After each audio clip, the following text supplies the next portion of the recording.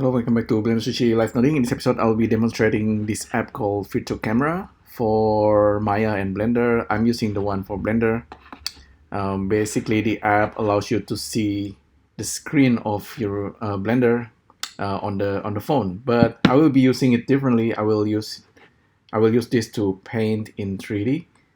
So let's see. Let's take a look. I already installed the add-on and I have the app on my iPhone, so I can just start surfing.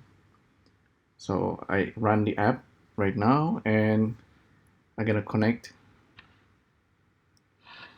and I can pick the camera and I can now start to make a link, and it's asking me to initialize the tracking system, and now you can see the camera is moving in Blender, right? So that's basically the idea. You might have seen this before.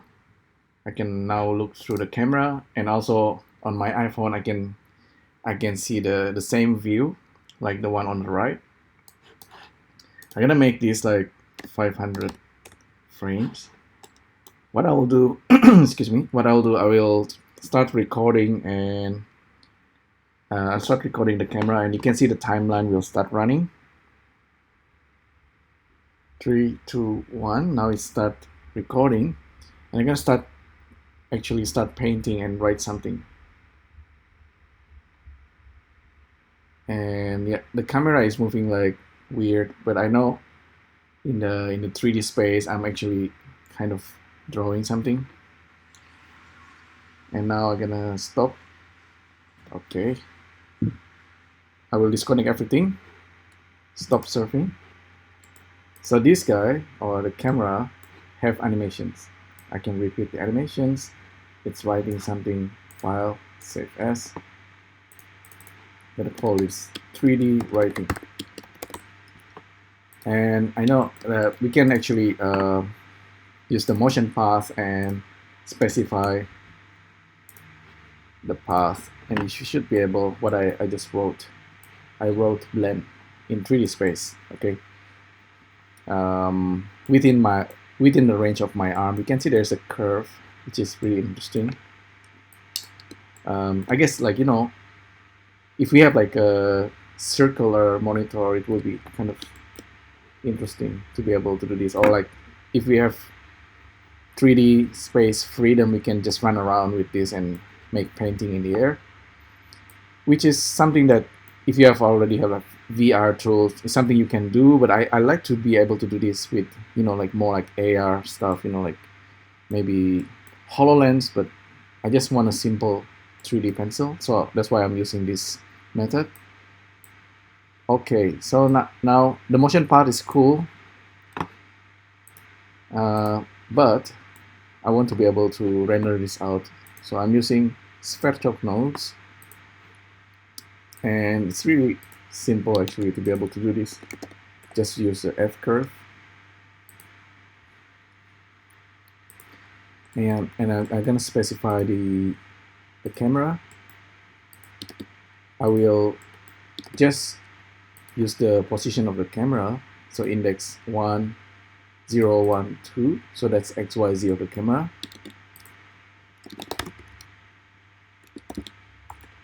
And I will specify the range number.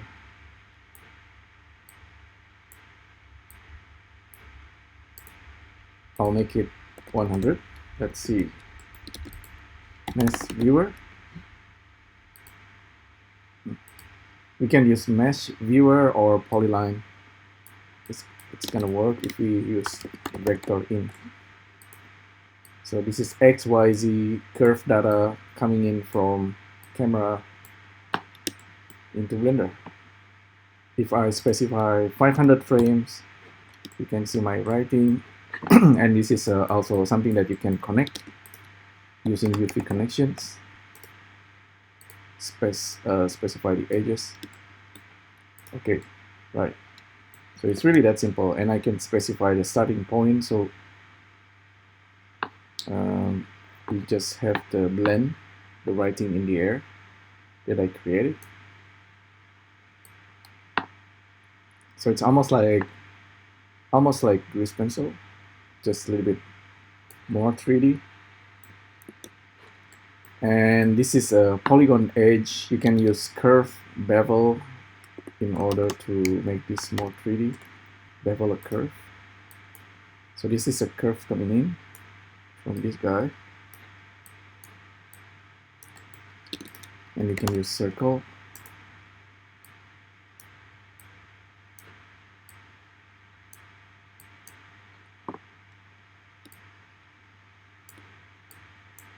So I believe that's the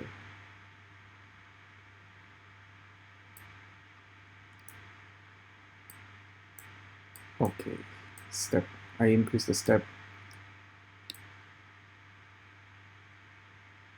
Yeah, so there's a with this way we're gonna get like twisting and stuff. An easier way is to use polyline. With polyline viewer, normally we don't get twisting. It's because it's a curve. It's a there's something special about curve object in Blender. There. It's a 3D writing. Now we only need to do this one time once everything is set up. So the idea is in the near future I will try to use this method in real time and try to paint something. I don't know, it might need to have script like a ball pen add-on by Kusiro. Okay, let's see. I'll try to reconnect. I pick the camera.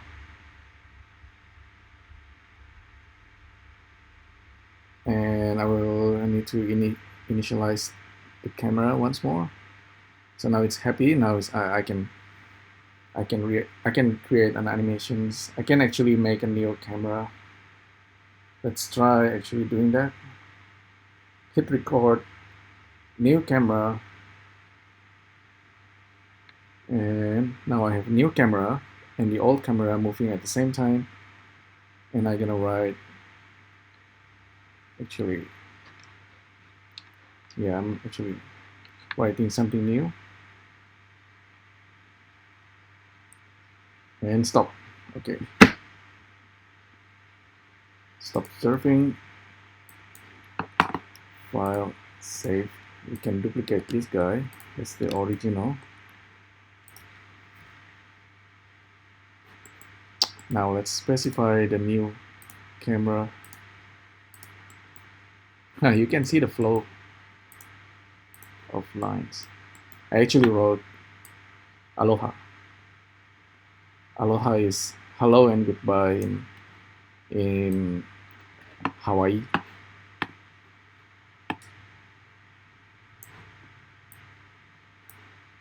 Okay, so yeah, it's pretty much like that. Okay, it's that simple.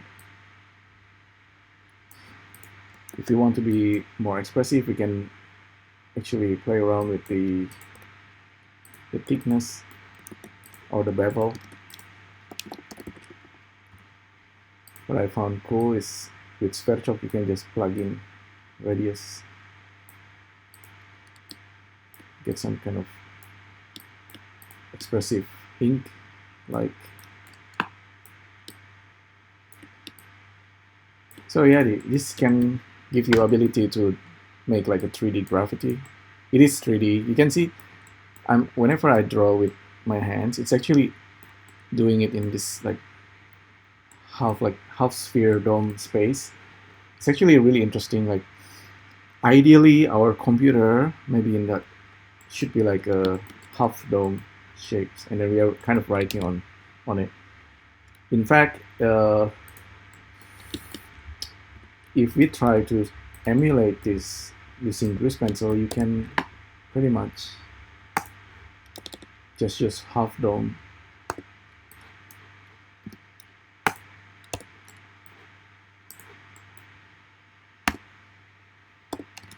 It's kind of like my own theory, because so you can see there's my right arm range and how far I can reach when painting.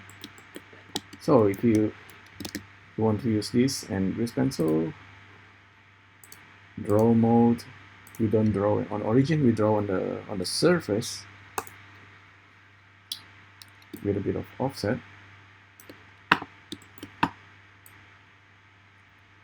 This is pretty much kind of like how we do it in 3D space. Oh yeah, actually, what? It's not projecting into the surface. That's interesting.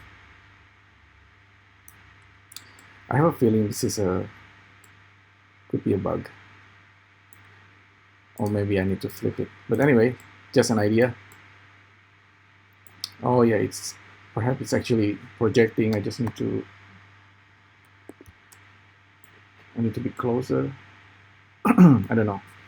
All right, so there you go. That's painting or drawing in 3D using my iPhone in Blender with the help of VirtuCam to turn it into real 3D mesh. All right, so thanks again for tuning in, and I'll see you next time. Thank you. Bye.